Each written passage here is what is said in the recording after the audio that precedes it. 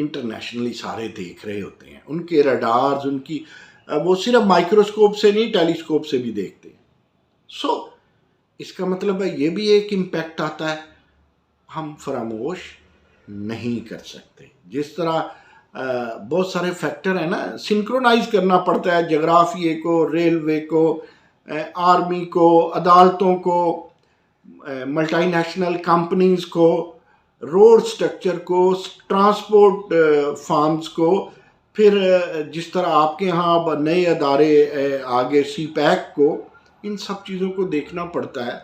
आपके समुद्रों और पहाड़ों को भी देखना पड़ता है, आपके एनर्जी सेक्टर को और पॉपुलेशन, ये सब चीज़ें सिंक्रोनाइज जब होती हैं तो फिर किसी मुल्क का स्टेटस सामने आता है।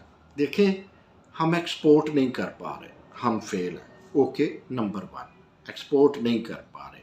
नंबर 2 माइक्रो इंडस्ट्री में भी हम फेल हो चुके। नंबर 3 एनर्जी क्राइसिस हमारे यहाँ है।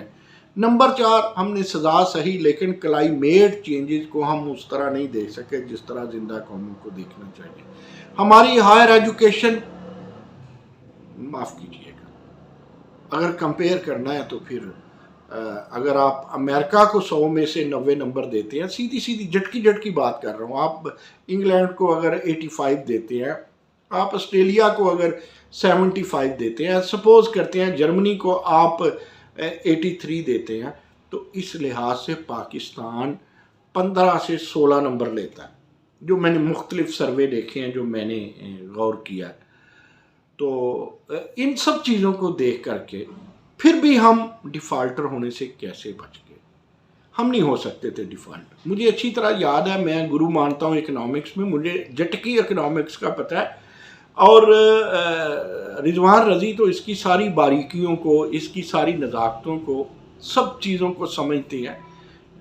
नेशन से लेके डॉन तक और बिजनेस रिकॉर्डर तक में उन्होंने बतौर एडिटर, बतौर रिपोर्टर वगैरह वगैरह काम किया है। रवाबत भी है उनके।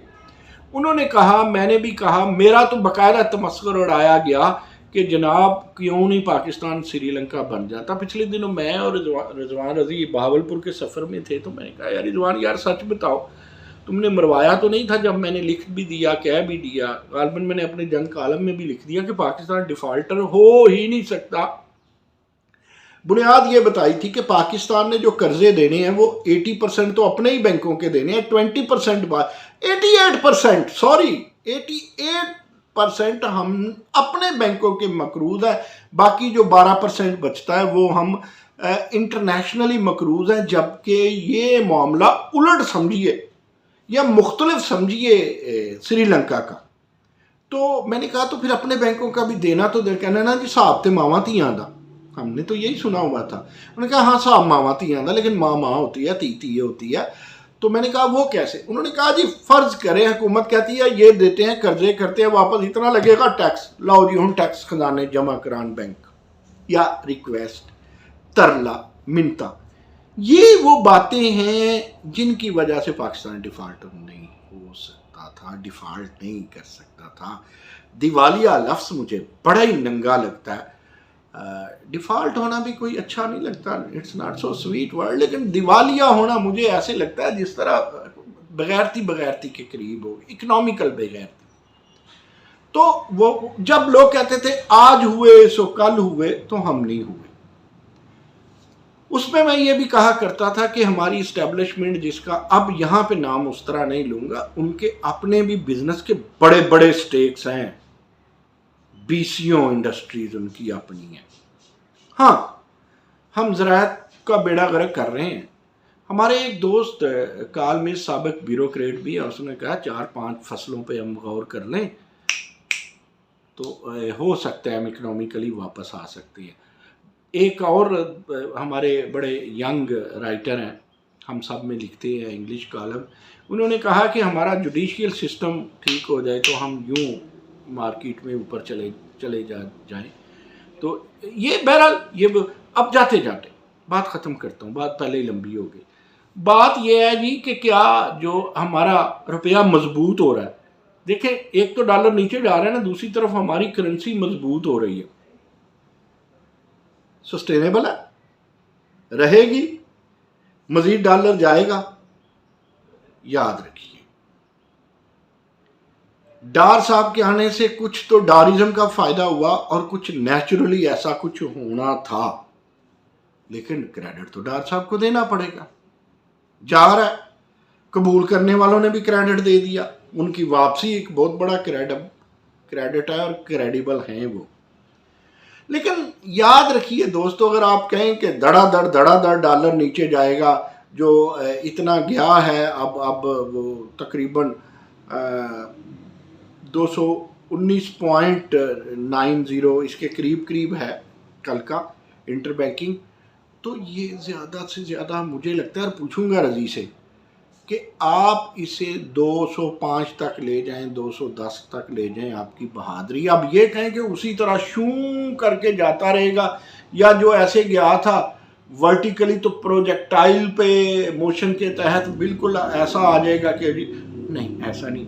आप देखें डॉलर तो नीचे गया, एक झटकी बात आखिरी, डॉलर तो अब चले, मैंने कहा क्लेम किया रुपया मजबूत हो रहा है पाकिस्तान रफ्ता रफ्ता, तो इसका मतलब हम क्या लें कि जब रुपया मजबूत हो रहा है तो डॉलर कमज़ोर होता जा रहा है? नहीं यार, इसकी मजबूती की भी एक हद है, उसकी कमज़ोरी की भी एक हद है। अभी आप यूं समझें कि डॉलर यहाँ से ये नीचे आया और रुपया में गायब से अपीयर पे आया, इससे ऊपर रुपया, इससे ऊपर रुपया, तभी जाएगा आपका एक्सपोर्ट बढ़े, इंडस्ट्री बढ़े, मेहनत बढ़े। एक घर में एक कमाए और 10 ना खाएं, पैरासिटिज्म फैमिलीज़ में, घरानों में ना हो, पॉपुलेशन का जो बम रोज़ फूटते रहते हैं वो ना फूटें। सारा कुछ हम डॉलर की कमज़ोरी ने और रुपये की मजबूती ने नहीं करना, कुछ तो एक्सपोर्ट, कुछ मेहनत, कुछ लोग। एक बात बताऊं, पिछले 6 माह में ईंटों का रेट लाहौर में आज 17, 17.5 और 18,000 में ईंट अच्छी वाली मिल रही है। वो कितनी अच्छी वाली है वो बात का मसला है। और आज से 4-5 माह पहले 9,000 में भी एक घर बना रहा था ना, उसने 9,000 में ली और आज वो 18,000 में ले रहा है।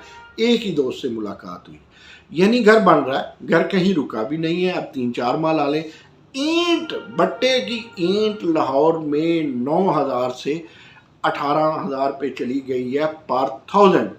क्या नीचे आएगी? क्या डॉलर नीचे जाने से जाएगी? इसको कंट्रोल भी हुकूमत ने करना है, डार साहब और जनाबे वज़ीर आज़म पाकिस्तान। चलो जी परवेज़ लाई साहब, तुसी भी कोई हिसाब लाओ, किस हिसाब से ईंट का कौन सा मटेरियल बाहर से आता है? भाई आयल बड़ा है ना, वो तो उस वक्त से बड़ा ही नहीं। इस माह में ईंट 13 से 18,000 पे पर 1000 कैसे गई है, ज़रा सोचिएगा। बस बात इतनी कि बैनुल अक़वामी अदारे कितने हैं महंगाई में और हमारी अपनी खरमस्तियाँ और कारीगरियाँ कितनी हैं।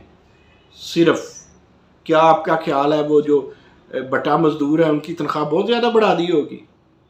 क्या आपका ख्याल है कि मट्टी महंगी ली होगी? ना, पेट्रोल का रेट ज़रूर बढ़ा, लेकिन इतना नहीं बढ़ा कि ईंट 9 से 3 माह में 18,000 की हो जाए। अल्लाह हाफिज़।